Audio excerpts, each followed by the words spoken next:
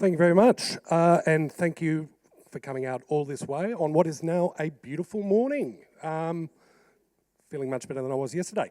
So Meg, here we have Hello. Meg Keneally. So today we're going to be talking a little bit about early colonial Australian history and pre-colonial Australian history. My name is David Hunt. I'm a public servant turned comic turned historian. And we have the wonderful Meg Keneally, historical fiction writer. Give her a round of applause. Thank you. So Meg, you've written a book called Free. Yes, I have. What's it all about? Well, I tend to like writing stories about the forgotten stories of women, particularly in colonial Australia, because I'm fascinated by the women who achieve things, doing so without any social power. And in a society that denied them agency. Having said that, this book is about a woman whose story hasn't been forgotten. It's inspired by, not closely based on, but inspired by Mary Reeby. And if you want to know what she looks like, you can take a $20 note out of your wallet, bring it up to me and David, and her... I prefer the bid for $1,000 that we had earlier. I'd just bring me up that sort of money. Yeah, exactly. Yep. If anyone has an brushed aluminium suitcase, we're accepting all bribes. But no, she's her face is on the $20 note, and she fascinates me because she was one of Australia's early entrepreneurs, having come here as a cross-dressing horse thief. Yep. So I've wanted to write about her for ages. She kept niggling at me and wouldn't leave me alone until I wrote it, so I had to write it. And a teenage cross-dressing horse thief. 13 at the time of her crime, yes. Is my microphone working? Can people hear me? Excellent. So you call your Mary Reeby character Molly Darrow, and all of your other characters, including people like Bligh and MacArthur and Macquarie, have different names, but are obviously those people. Yeah. What makes you take that approach in historical fiction writing? Well, it's an approach I first took in my book Fled, which is based on Mary Bryant, who nicked the governor's cutter and sailed it with her toddlers tied to the bench to West Timor, as you do. And she was illiterate, and I could only really guess at what she was thinking, what she was feeling, her motivations, through her actions rather than anything she wrote. And I felt it gave me a bit more freedom because there are narrative demands in a novel which don't often align with what actually happened. So, are you telling me your stuff is not true? I sometimes make things up. Oh, jeez. You see, I can do that. I write fiction. You're not allowed to. I get away with it sometimes. But yeah, I just felt because I couldn't, in that case, really know what she was thinking or feeling, I wanted a character who could fully own everything that she was thinking and feeling. So I gave her a different name in the case of Fled, Jenny Trelawney, after Pirate Jenny, by the way, a 1600s highwaywoman, because Mary Bryant was a highwaywoman too, was transported for that. And I felt in this case, because I had already fictionalised Mary Reeby as a supporting character in another book, I wanted to make this her origin story. Even though Mary Reeby was literate, we do have some of her letters. I just felt it would give me more freedom to tell the story if I fictionalised her. Okay. Yeah. I think Mary Reeby's a great study of early colonial Australian history because we learn so much around the way that New South Wales and later Australia developed as a society. So, age 13, Yep. Mary Reeby elopes effectively with another girl, steals a horse, dressed as a boy, James Burrow, Yes. and goes through the British criminal justice system, the courts and prison as a boy, before her gender is revealed in the compulsory pre-transportation medical months later. Yeah, exactly. So it's pretty wild. It is, at which point they said words to the effect of oops.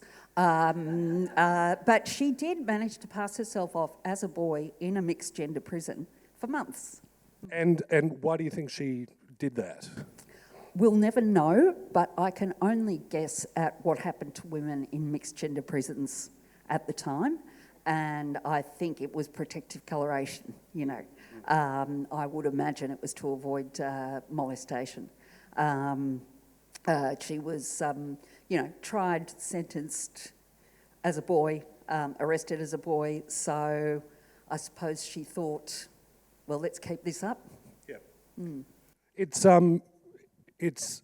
interesting because at the time, if you were a male who dressed as a woman, it was regarded as a sort of a peccadillo. But if you were a woman who dressed as a man, that was actually a serious criminal offence because you were seen to be acting outside the normal rules of nature. Yes. And appropriating power and agency for yourself in a way that you had no right as a woman to claim. Yeah. So there was a suggestion, I think, that in some ways she was worried about outing herself as a cross-dressing woman to man for fear that the magistrates and people would come down on her more heavily for daring to pretend to be above her station. Daring to take on the breeches. Yeah, yeah. Australian history is actually full of women, passing women as they were known, who presented as men. There's the character of Ellen Tremaine, who spent years, decades, married to three women as Edward de Lacy Evans and creating this huge international scandal. And a lot of these people were asked, why did you choose to do this? And the ones that answered basically said, life as a woman is pretty shit. Yeah. And I think, I think that was part of it as well. But, and I did have to sort of speculate on how she got away with it in, sharing a cell with many others. I can only assume she went to the bathroom under cover of darkness, or there probably wasn't a bathroom, but that she, I have my character binding her breasts, but she was quite a young girl at the time, young teenager, and not very well nourished, so she perhaps hadn't, developed physically to the point where she had to do that. I've always been fascinated by that aspect of her story in particular, about why and how. And if Mary had stayed in Britain and hadn't been convicted of horse theft, would she have had the opportunities that she had here, or would she have led a very different life, do you think? I think it's very possible she would have led a different life. I think that she was a woman who valued agency, that she was frustrated at the strictures which society put upon her as both a woman and then also a convict and then a former convict. She was someone who wasn't supposed to do anything but breed, essentially. And that may well have been a fate if she'd stayed in Bury, Lancashire. But one of the interesting things about colonial history was that it was brutal, obviously, especially towards First Nations people. It was a very, very rough life here, but it did give people the opportunities they might not have had otherwise, particularly women. I mean, one of Australia's first female publican in 1798 Sarah Bird was a 27 or 28-year-old unmarried convict, the kind of person they actually changed the licensing laws so that they could open enough pubs here, and there weren't the people who would be considered of good enough character to gain a publican's licence, under the criteria that were applied in the UK at the time. So they actually had to change the laws so that they could have convicts and former convicts running pubs. And women. Yeah. And unmarried women. And she ultimately, Sarah Bird, she's another fascinating character because her daughter, Anne Howe, eventually wound up, just to take a step back, Sarah Bird at Norfolk Island was a victim of domestic violence, which was reported in the Sydney Gazette, which her daughter, Anne, ultimately became the publisher of. So female publishers, female publicans. Who would have thunk female publishers today? Yeah. I mean, I think one of the fascinating things about that era is when in the 1790s there was like a 7-to-1 male to female ratio. So if you're a woman, you actually had an awful lot of power in terms of your ability to select a mate, marry up. And so women who, like Mary, who married Thomas Reeby, a trader, also I suppose back in Britain, if Thomas Reeby had died, his business would have gone to a brother or a male relative. But out here, there weren't those connections, so women ended up not only running large business empires, but actually inheriting them, which wouldn't have happened in Britain at all. That's right, although they were still at the mercy of a law called curvature. Yes. And, I've often wondered why Mary Reeby never remarried, and I think the probability is that it would have all passed to her husband. Yeah, under the law, what she owned, what she built would no longer be hers if she remarried. And to give myself a plug now, there are 2 chapters of this book, Girt Nation, that look at women's rights in Australia and the evolution of women's rights. And the law of coverture is an interesting one. And Australia, or Victoria, was the first place in the world to have a go at a comprehensive Married Women's Property Act, which meant that when you got married, not everything passed to your husband, and also when part of the laws of being married at the time were you weren't even entitled to your own income. So if you were out there working as a woman, as a teacher or something else, all of that money was your husband's as well. So it was not terribly fair. No, it wasn't. And as you say, a lot of women who passed as men did so for a very good reason. Yeah. And a lot of the women who were transported, I'm always fascinated by the resilience, the determination, the resourcefulness, in some cases, opportunism that they showed. And were sort of able to show in a way because they didn't have social structures sort of broke down a bit when people got out here. Your Mary character has an unusually sympathetic view at the time of First Nations people, and on the Hawkesbury sees their land as being stolen, as was occurring, in Britain with the enclosure laws and peasants being moved off their farms. She draws that parallel. Do you think that view at the time was held by people, or is this a fictional construct? I doubt it was held by many people.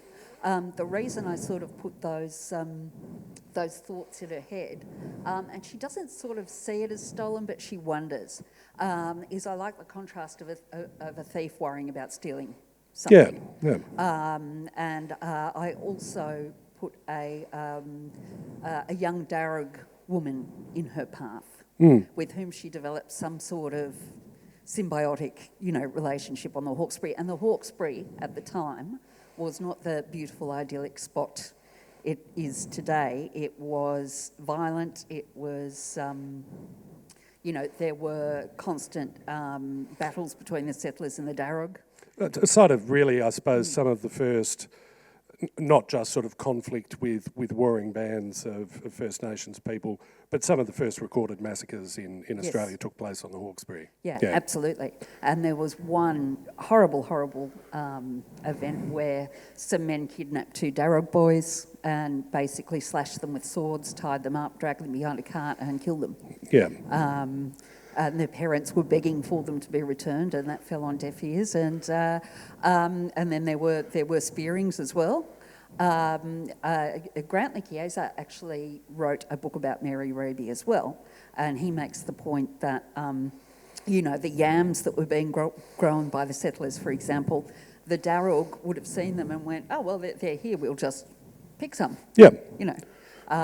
They didn't see the idea of ownership as the same as the settlers did. Well, the conflict that took place in Wiradjuri country around Bathurst in the early 1820s was initially triggered by Wiradjuri people digging up potatoes, which they saw as yams, that they had been part of their traditional diet, and the farmer was unimpressed with these potato thieves, and it all went downhill from there. So the notion of property that we bought here was a very, very different one to that existed earlier, and I'm sure Bruce Pascoe, who will be speaking next, can speak far more eloquently about those sorts of issues. But one of my ancestors, or one of my relatives, was a Danga who owned Mile Creek Station. Wow. Okay. So I have him in my family tree, the 1838 Mile Creek Massacre. Where 28 Giraway, mostly old men, old women and children were brutally murdered. What's fascinating is at that time there had only been one European convicted for the murder of an Aboriginal person in the first 50 years of settlement. Most cases never made it across a policeman's desk, let alone a magistrate's, let alone getting to the stage of charging. And if you look at, and what I try and do, I suppose in my book, is look at some deep structural injustices. What's amazing is that Aboriginal people were not allowed to give evidence in court. It was held that they were unchristian and incapable of swearing an oath. So where you have Aboriginal witnesses to a crime, as occurred in the Mile Creek Massacre, their evidence was not allowed to be heard. They only took evidence from the white stockmen and people who stumbled across the scene later. Not only that, but if you were actually an Aboriginal person accused of a crime, you couldn't speak up in your own defence. You could not give evidence on your own behalf because your word was unreliable. So one of the things that I'm interested in is, I was born in 1971. Until 1973, it was still the law in New South Wales that the principal of a public school could expel an Aboriginal student if the parents of other students objected to their presence. So this is within my life, and one of the things that I would encourage people here to do is to learn about the darker aspects of Australian history, the White Australia policy, the way that we've treated Indigenous people, all covered in great detail in my excellent books, True Girt and Girt Nation, because a lot of people don't know the history of our past, and you hear somebody like Laura Tingle being criticised for saying that Australia is and has a history of racism. It's undeniably the case that is true, and Prime Minister Howard said that we should feel comfortable and relaxed about our past because the balance sheet is one of heroic achievement. And one of the things that I think is wonderful about your books is they don't seek to glorify colonialism. They seek to view it from multiple dark and light perspectives. Yeah, well, I mean, that's important to me as well because I'm descended from convicts, so, keep an eye on the silverware before I... Thank you. So I'm obviously I have that genetic heritage, and it gives me an. And you got Irish blood. I know, I'm Irish as well. My great-great-grandmother stole some knickers. My great-great-grandmother... An Irish person who actually wore underpants? Not until after she stole them. That's okay. But nevertheless, I am the inheritor of a system which has benefited me to the great detriment of the people who were here first. So I've always wanted to explore that in a respectful way, and I'm really grateful to a Gadigal woman called Madison Shakespeare who reviewed this book from a cultural perspective. And I actually changed a lot based on her and got rid of some things based on her feedback. I had, for example, a birth scene where a convict was assisted by a Parramatta woman in Parramatta, and she said, look, unless you can precisely geolocate it, don't put it in because there are specific places for birthing along the Parramatta River, and it would be, if you put it on men's business territory by accident, that would be quite offensive to many people. So, so I'm very grateful to her for that advice. But talking, you were saying about these laws that were in your lifetime and mine. I was born in 1966, and until the 1967 referendum, First Nations people were classified as fauna. Well, look, this is where I'm going to wear my big ugly historian. Oh, go on. Big ugly historian hat. The flora and fauna line is a bit of a furphy. It is. There is not a historical record of categorised as flora and fauna. Certainly until I think 1965 was the last Australian state, Queensland, that granted the vote to Aboriginal people. They lacked full citizenship, and in 1967, Aboriginal people and Torres Strait Islander people had been counted in every census, but they were counted separately and not counted for the purposes of determining the population of a particular state or electorate, for the simple reason that before Aboriginal people were disenfranchised, politicians didn't want large communities with an Aboriginal majority population to have any influence on electoral affairs, and they didn't want to give states with large Aboriginal populations money to care for those people. So 1967 is hugely important, but I did a video for the National Museum on the referendum, and there are so many misconceptions that it was to do with granting Aboriginal people the vote, that had happened earlier, the flora and fauna thing. We have so much racism, I think, in our history that it becomes easy to add further stories on top of that, and you don't need to. It's bloody awful as it is. But yeah, no, I think Kathy Wilcox has just been called out because she did a wonderful cartoon in the Sydney Morning Herald the other day about Australia not being a racist country, and then she has, this sort of hundreds of years of soil underneath Peter Dutton, I think, speaking with all of those sorts of words, and people did take issue with her for the flora and fauna one. Yeah. It's funny because I heard Adam Goodes speak last year, and he's an amazing speaker. And he was this was before the Voice referendum, and he was, talking about that as well. Yeah. No, it is commonly, and people feel that very, very strongly. Yes. Sorry to be such a Nelly naysayer. Professor, do I lose a mark for that? You do. Go to the back of the class.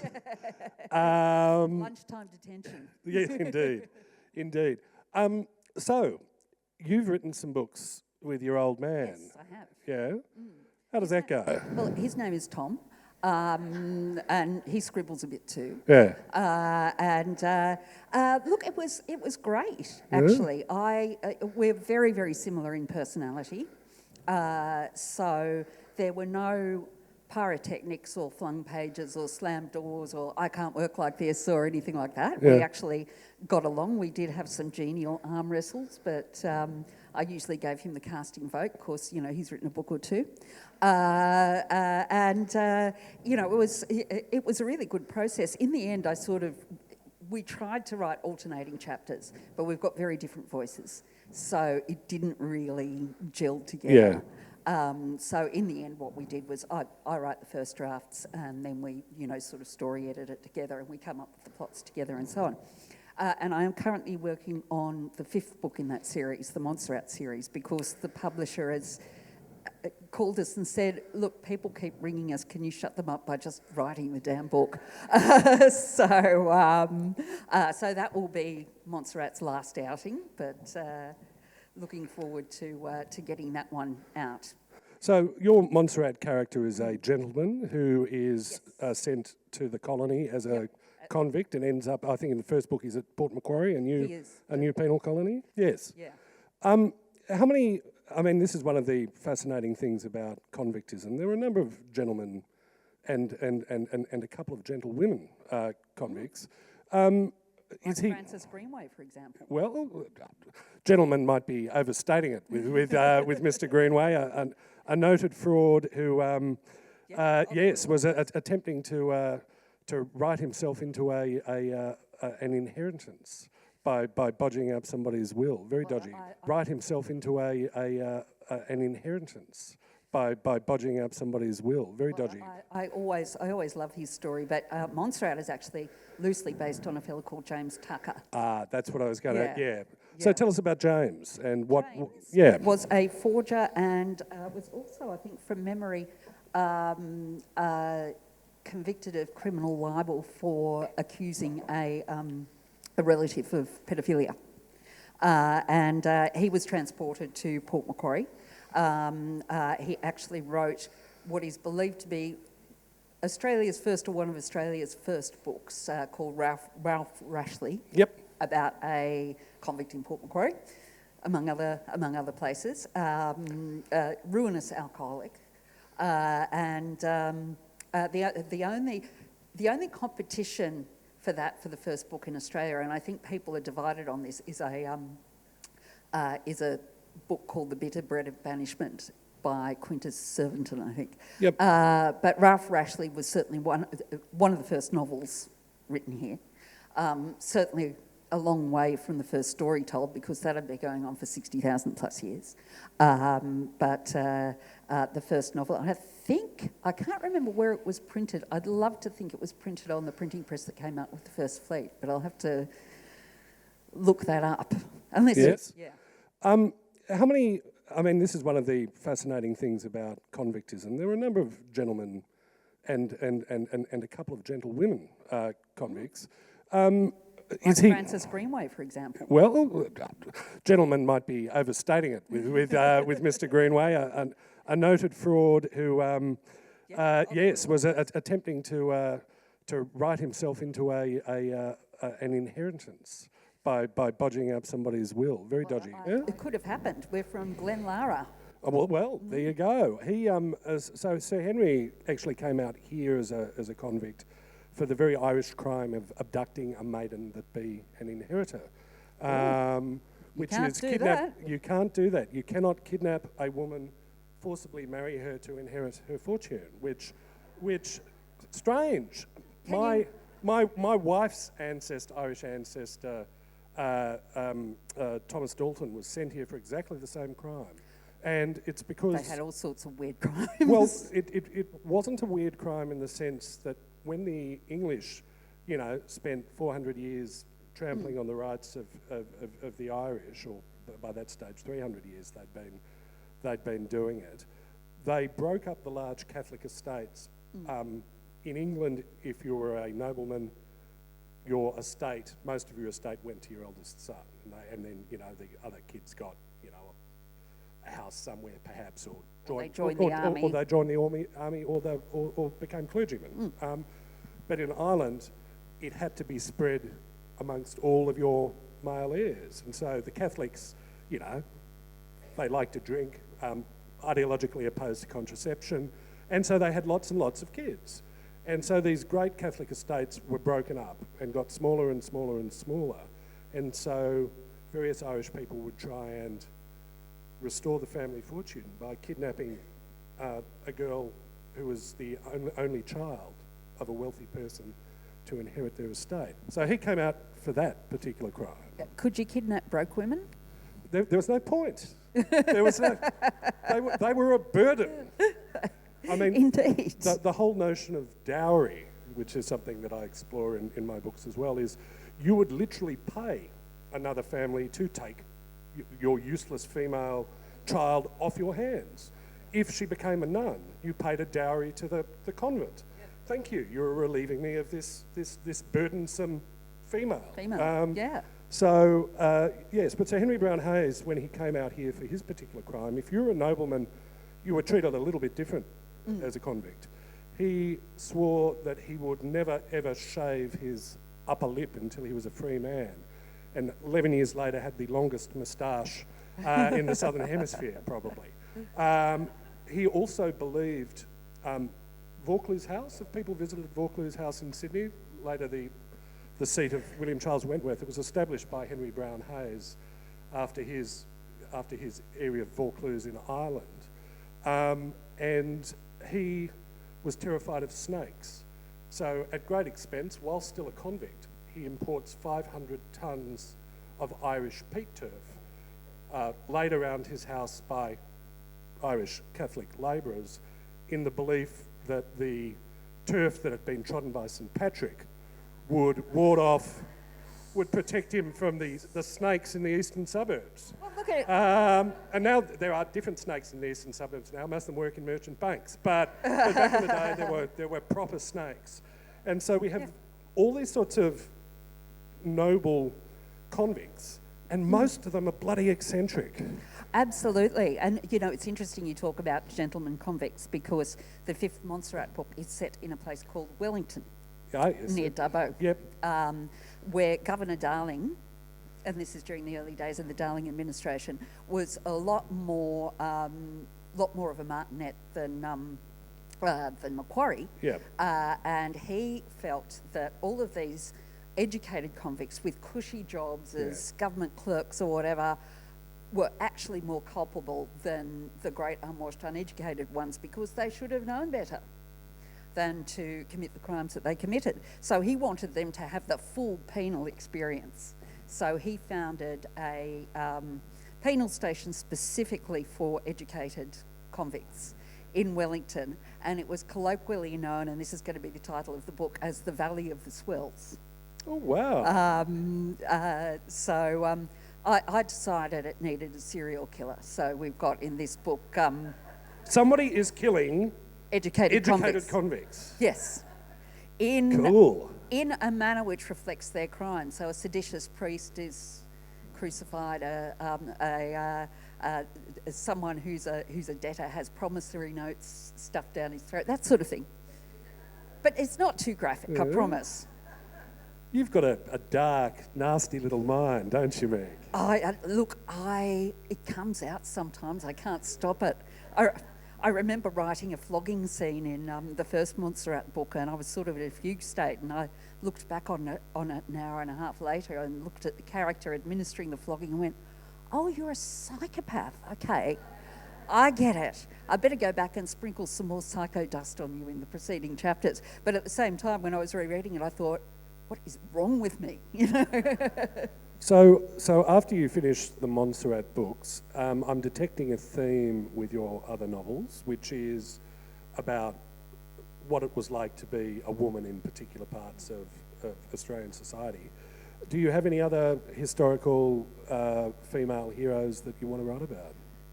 I'm glad you asked. Not prepped at all, ladies and gentlemen. This is...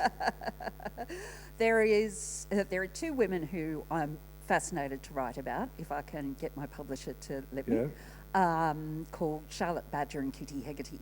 Okay. And Kitty Hegarty is a troublemaker's name, if ever there was one. Absolutely. They were convicts who were transshipped from New South Wales to Van Diemen's Land to be assigned servants, and they were on a ship called the Venus, which had which rumour has it, I haven't been able to get this confirmed yet, but I haven't really started research in earnest. Rumour had it that the captain was a sexual sadist who flogged convict women for his own amusement. Anyway, he wasn't very popular with his crew either, and Kitty was in a relationship with the first mate. Charlotte, who had a young baby, was in a relationship with another convict. The four of them plotted to seize the ship. It was full of supplies, so on its way to Van Diemen's Land, they set the captain adrift and they sailed it to the Bay of Islands, New Zealand, and became the first European women to set foot in New Zealand. Yeah. So I'm fascinated by them, and I'm also fascinated by another mutiny on the brig Cyprus. Yes. Yeah. Who the chief mutineer was called William Swallow, which is it's like Jack Sparrow. It's a great name for a mutineer. They were eventually recaptured, but not before sailing to Japan. and China, I believe they went to as well. The late writer Frank Clunes writes about this sort of stuff wonderfully. Anyway, when they were eventually recaptured and they said, yeah, we went to Japan, everyone said, oh, that's fantasy. You couldn't possibly have. And so that was contested until 2017. Some Japanese watercolours were found, 200-year-old Japanese watercolours, depicting the ship and depicting the sailors. Yeah. So, fascinating story. I think, was that the particular group that was very fond of their ship's cat and almost sort of... Yes, I believe so. Yes, yeah. they felt very bad that they were taking the ship's cat out of its comfort zone. And there were various plans to sail back to some point of civilization where the ship's cat could be allowed to live a proper cat, life. Proper feline life. Yeah. Yeah, ship's cats are great too. Trim is my favourite. The Trim, there are all sorts of ship's cat stories, which, yes. There's a book in that somewhere too. I suppose I'd like to, in the couple of minutes that we have left, talking about the importance of strong female characters in your books. Do you know anything about Catherine Helen Spence or Louisa Lawson? Or? I love Louisa Lawson. Yeah. Louisa Lawson had a son called Henry, and is the inspiration behind his short story, The Drover's Wife. Yeah. And she also invented a mailbag fastening, which was patented and adopted by the Postal Service. Yes. And she was the founder of Australia's first feminist newspaper, The Dawn. There is if you look at Trove in the late 1800s, there's a fascinating interview of her in the Bulletin. Yes. In which she talks about how she only employed women, but she would get Henry to come in and help out every so often, and his job would be to turn the wheel of the printing press. And she said he would have a verse in his head and he'd get really cranky if he was interrupted. So he'd be turning and turning, not realising that there was no more paper. Yeah. And all the copies of The Dawn had been printed, and she just left him to it. She took the other women upstairs for their dinner, and she didn't want to annoy him by interrupting him. I mean, she's such an amazing... she's one of the central characters of the excellent book Girt Nation by David Hung. Yes, I really do. You plug. know? And I think what's so remarkable about her, and she hated being known as Henry Lawson's mum. Yeah, because she was a poetess in her own right. And at the time was more famous than Henry. She spent 17 years in a living out, in a tent in the country, dirt poor.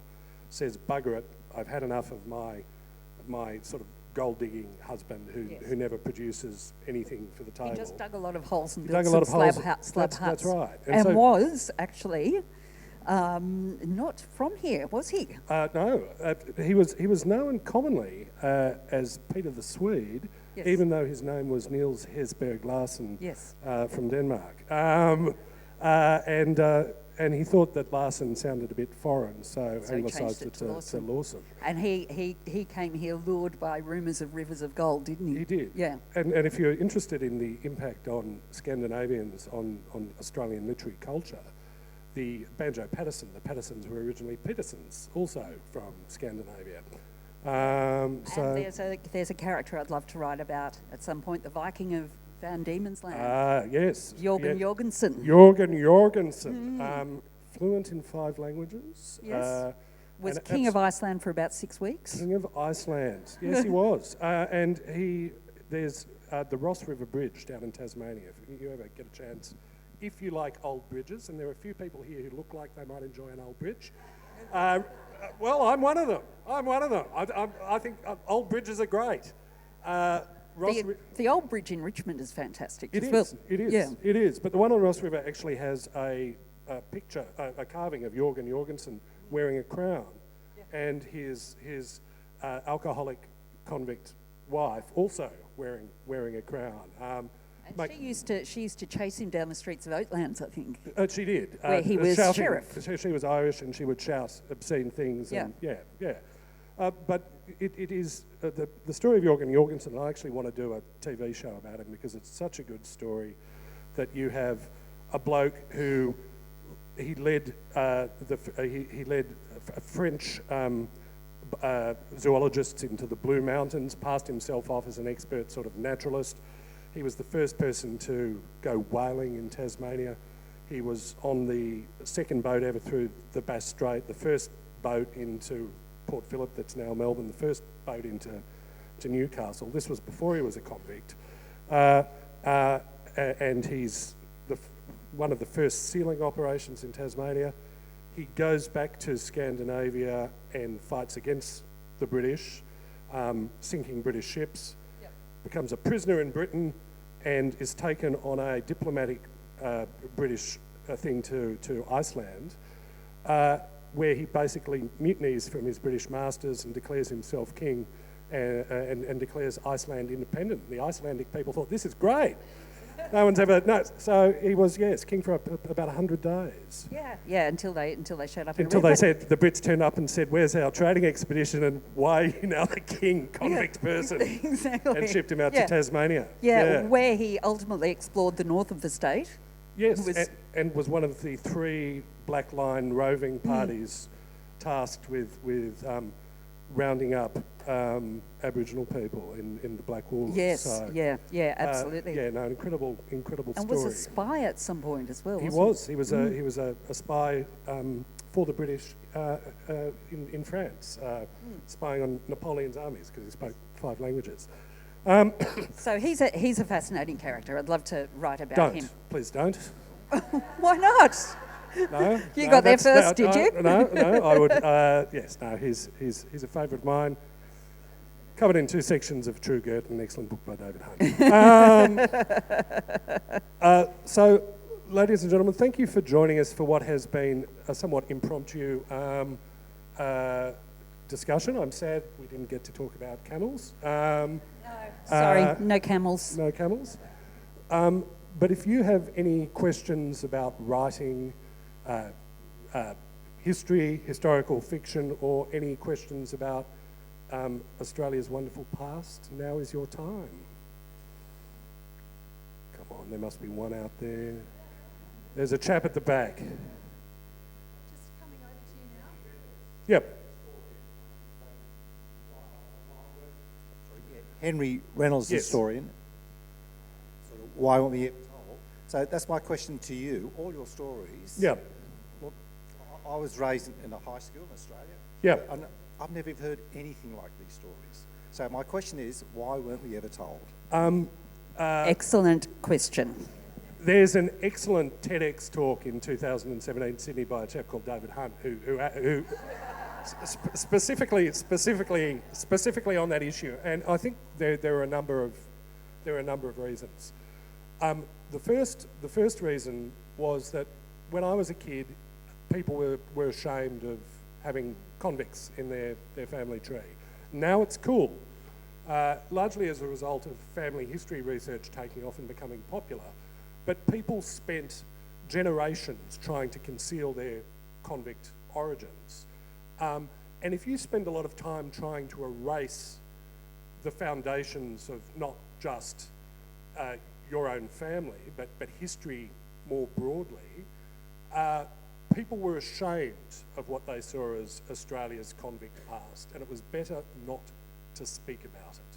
So we were deliberately ignorant in that way. Also, certainly there was shame in the 20th century at the way that First Nations people had been treated. And the easiest way to deal with shame is to bottle it up and not talk about it. So you have the Boyer lectures in the 1960s where the term anthropologist, whose name is Bill Stanner, who referred to the Great Australian Silence. That is the deliberate silence around Aboriginal history, but also the Aboriginal present.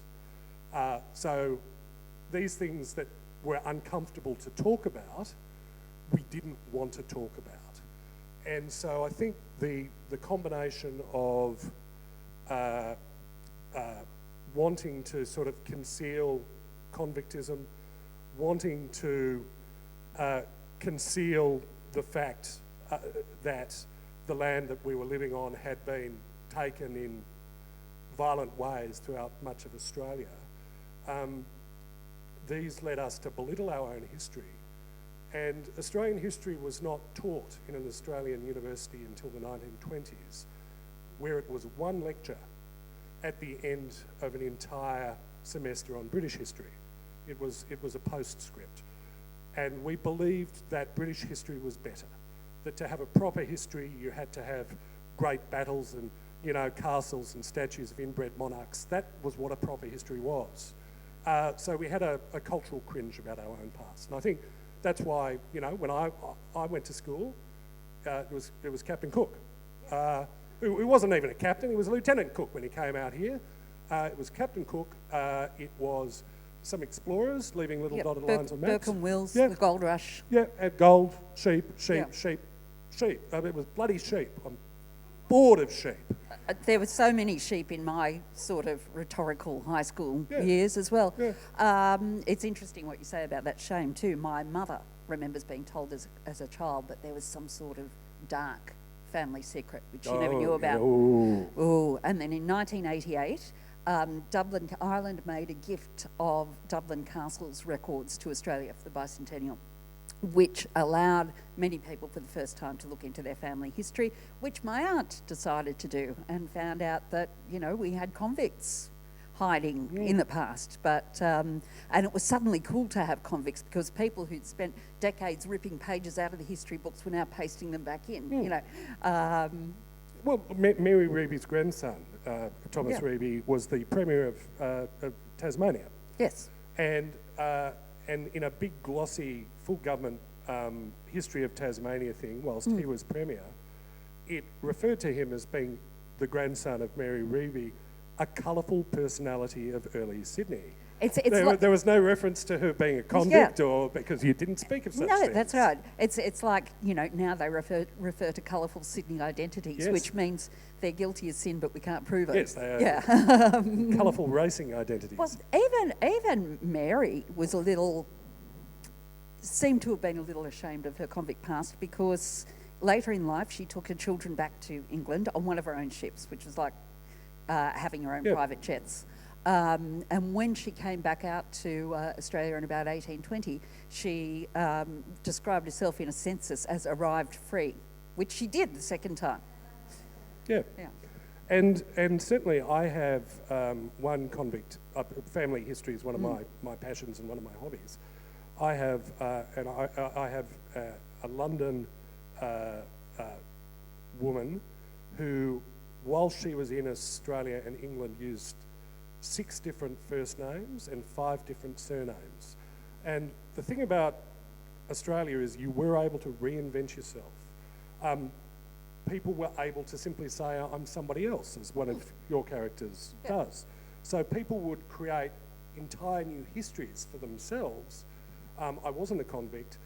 No, I was a gentleman's manservant, or I was a gentleman. And so she, throughout her life, to stop people talking about her, changed her name on multiple occasions to sort of get further and further away from her original records of transportation. Yeah. Fascinating. Yes, up the back.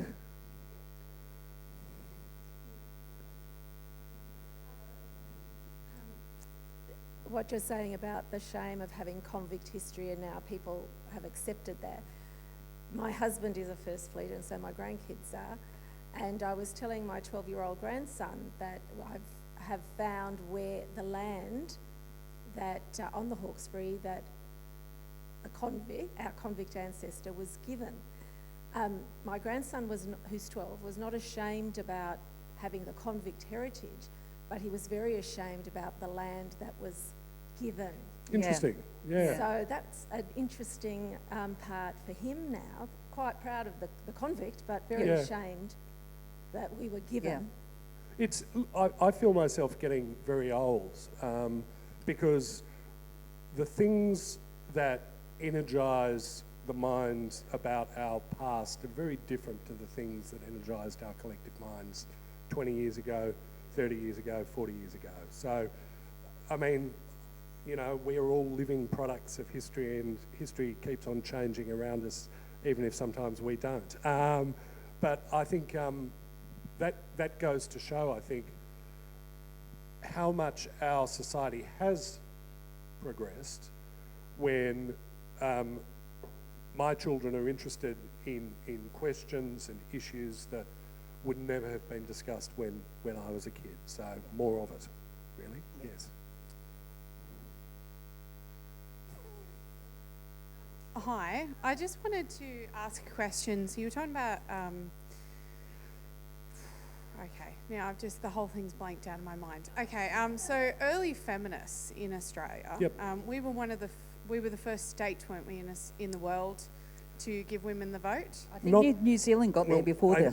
Weren't they the first country? So South Australia in 1894, Yeah. New Zealand in 1893, but Okay. interestingly, Utah and another state in America in the 1870s. So we always like to claim we were the first. We were the first place in the world where women not only had the vote, but were able to run for parliament Oh, maybe that's in where 1894. And the reason that that law was put in place was not because women agitated for it, it was because the Conservatives, who knew they were going to lose the vote, moved an amendment to allow women to sit in Parliament, thinking that would actually sink the bill. It was a right-wing Conservative attack job, and they were horrified when people said fine and passed it. So it was almost an accidental world first in that sense. I was just wondering on that note that because we had a lot of the women that were working on those campaigns Yep. to get women the vote actually went over to the UK after Yes, Australians got the yep. vote, and Australian women got the vote. And I'm just wondering why that sort of history hasn't really been a big thing in Australia the same way that was, like, for the centenary over in the UK of the Yep. vote. It was a huge thing. There was statues put up, whereas in Australia it just sort of didn't really happen And much. it should be, because it's such a good story. So what you had in the Australian colonies from the 1870s on, but really taking off in the 1880s, 1890s, was women who were disenfranchised wanted to change laws around divorce. So Louisa Lawson was a passionate divorce campaigner to allow women to separate from cruel and abusive husbands. Which she had. Which well, hers was just a bit useless. But you have other women like Mary Lee in South Australia, who's regarded as sort of the hero of the 1894 vote campaign. She only started campaigning when she was about 60, because she was campaigning to raise the age of consent in South Australia, which had gone up from 10 to 13, and she thought that's probably not high enough, and all the men said, well, that's perfectly reasonable, it's 7 in some US states, 13's perfectly good. And so she led a very effective grassroots campaign with lots of women, but none of those women had the vote. And so married women's property, rational dress, all of these important female social movements that were very, very active in Australia in a way they weren't anywhere else in the world at the time, very, very mobilised. It was those different groups seeking different remedies for the wrongs delivered upon women who effectively, turbocharged suffrage here. It's a great story, and it lacked the romance and violence of the British suffragette movement, of people chaining themselves to houses of parliament and throwing themselves under racehorses. So it was quiet, determined, normally upper middle class women. The New South Wales suffrage movement was originally a book club in Woollahra. So there you are, all of you book club people. It's very, very important. It's a great story. Okay, I think that is probably one more. Yes. Make it a really quick one? It's not a quick one. But if you can do it in a nutshell, that'd be great. Just the process of writing. I mean, there's just all this enormous research, and like your first book, if you've got all this bottled up inside of you, and okay, you try a structure, but there's, yeah, so I guess that how does one stay focused on the path that you've started? Well, I'll try to do it in a nutshell. My approach to research is I can't keep too much information in my poor little brain at any one time, otherwise I forget where I put the car keys. So my approach to research is to read around the topic as much as I can for quite a long time until I've internalised it all, until I can call to mind immediately what people would have seen when they walked out the front door, what shoes they would have worn, what they would have eaten, that sort of thing. The sights, the sounds, the smells, as well as the historical events. And then I research the specific thing that I'm writing about. I write it, and then I put it in a filing cabinet and take it out of my short-term memory so I can remember what time my doctor's appointment is. So that's my approach to research. In terms of, you were asking, keeping it going and how do you get it out there? The key is momentum, for me anyway, because you have to do something every day, even when you don't feel like it. And it's 5% transcendent and 95% are feeling like you're scratching the words into granite with the bloodied stumps of your fingers. There seems to be nothing in between, at least for me, but the key for me is just to write. Just you have to do something on it every day, because if you lose momentum, all of a sudden 3 months have gone past and you haven't done anything on it. So, so that's my process. What about you? 3 months sounds like bliss. I don't think I've written anything meaningful in 3 years. In fact, this book was actually finished on the balcony out there at this very writers' festival 3 years ago, and that's pretty much the last thing that I've written. So I'm very bad at giving advice on the writing process because I'm a great procrastinator. Don't procrastinate, I think is pretty the best much. advice. Because if you do, you'll still have that book inside you 5 years later. Yeah.